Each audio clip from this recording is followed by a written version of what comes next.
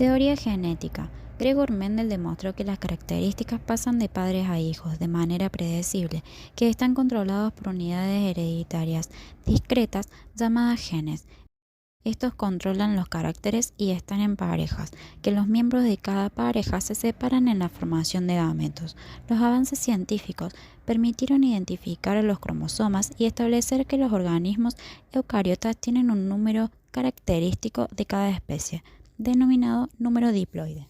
La teoría cromosómica de la herencia afirma que los caracteres hereditarios están controlados por genes que residen en los cromosomas que son transmitidos por los gametos. En la imagen observamos que los genes son transportados por los cromosomas. Estructuras del ADN y el ARN. ADN lleva la información genética de la doble hélice. Está formada por 4 bases: adenina, guanina, timina y citosina. La adenina y la guanina son purinas. La timina y citosina son pirimidinas. El ARN químicamente es similar al ADN. Tiene en sus núcleos una azúcar diferente, la ribosa en lugar de la desoxirribosa. Sus bases nitrogenadas son uracilo, adenina, guanina y citosina. Es de cadena simple, como podemos observar en la imagen de las cadenas. El ADN fabrica el ARN, que muy a menudo fabrica proteínas. Este proceso, conocido como el dogma de la genética, se da con gran especificidad. Aquí también mostramos un cuadro mostrando las diferencias entre ADN y ARN. También podemos encontrar las biomoléculas donde se encuentran las proteínas. Vamos a observar las leyes de Mendel. La primera es de uniformidad, la segunda de segregación, la tercera de transmisión. También podemos observar el cuadro de Punnett, que nos permite visualizar fácilmente las combinaciones de los gametos en la fecundación. Cuando decimos genética no mendeliana, nos referimos a cualquier patrón de herencia genética en el que los caracteres no se segregan de acuerdo con las leyes de Mendel.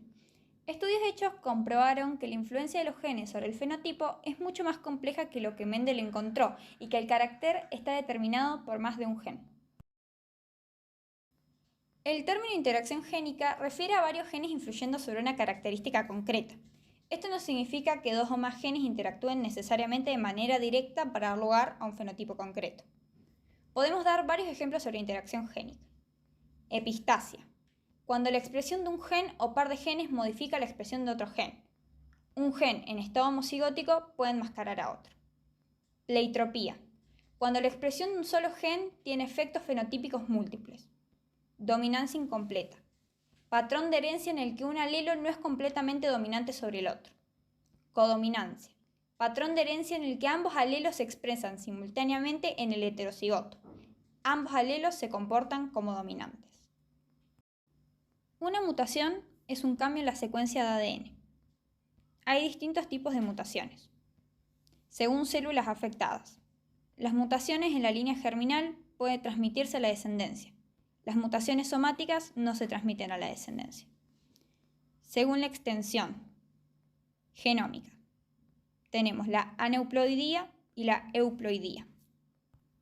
Y las cromosómicas, que pueden ser clasificadas en delesión, duplicación, inversión y translocación. Según origen, una mutación puede ser espontánea, inducida o adaptativa. La herencia extranuclear son patrones de herencia que no reflejan los principios mendelianos e indican una aparente influencia extranuclear sobre el fenotipo. Un ejemplo puede ser una mutación en alguna de las bases del ADN mitocondrial, que es heredado por la madre, lo cual provoca una enfermedad mitocondrial. Para poder atribuir una enfermedad humana a mitocondrias alteradas genéticamente, se deben cumplir 3 criterios. 1. La herencia debe tener un patrón materno en lugar de mendeliano. 2. El trastorno debe reflejar una deficiencia en la función bioenergética del orgánulo. 3. Tiene que haber una mutación concreta en uno o más genes mitocondriales. La embriología es la ciencia encargada del estudio del embrión. Estudia todos los cambios que ocurren en la formación de un nuevo ser desde la fecundación hasta el nacimiento. También incluye el estudio de la placenta y de los anexos extraembrionarios. El desarrollo embrionario depende de 2 grandes factores, la regulación genética y la regulación epigenética. De ellas se van a desprender los mecanismos morfogenéticos. Estos permiten alcanzar la forma característica del embrión y el desarrollo de los esbozos de la mayor parte de los órganos del cuerpo. Luego tenemos el proceso de segmentación, que se denomina segmentación o clivaje al proceso embriológico temprano que consiste en una serie de divisiones celulares, mitosis, del óvulo fecundado que es el cigoto. Luego tenemos la implantación. La implantación del blastocisto termina en la segunda semana. A medida que avanza este proceso, los cambios morfológicos del embrioblasto producen un disco embrionario bilaminar, que se compone del epiblasto e hipoblasto. Luego tenemos la gastrulación. Al inicio de la tercera semana de la gestación, el disco bilaminar se convierte en trilaminar y el embrión se denomina gástrula, periodo en el cual se forman las tres capas germinales embrionarias, el ectodermo, el mesodermo y el endodermo. Pasamos a la notocorda. La notocorda es una estructura cilíndrica celular que discurre a lo largo del eje longitudinal del embrión. Actúa como el soporte longitudinal inicial del cuerpo, iniciador de una serie de episodios de señalización, que son las inducciones, que transforman las células embrionarias no especializadas en tejidos y órganos definitivos. Pasamos a la inducción al sistema nervioso. La primera respuesta morfológica del embrión frente a la inducción neural es la transformación del ectodermo dorsal en una placa alargada denominada placa neural. Luego de las fases de neurulación y las manifestaciones morfológicas de la segmentación, tenemos por último las cavidades del sistema nervioso o sistema ventricular en el estadio de 5 vesículas. Las cavidades de las vesículas encefálicas se convierten en ventrículos. Desarrollo embrionario somítico. Todos los segmentos corporales y todos los órganos internos inician su desarrollo. Concluida la gastrulación, comienza el proceso de plegamiento o tubulación del embrión. El cuerpo del embrión pasa de tener la forma de un disco aplanado a adoptar una apariencia tubular. Este proceso va llevando a los extremos cefálico y caudal y a los bordes laterales derecho e izquierdo del disco embrionario a una posición ventral y cada vez más próximos entre sí. En esta etapa ocurre la morfogénesis principal de la mayoría de los órganos y segmentos del cuerpo. Además, la evidencia del primer par de somitas da inicio a esta etapa.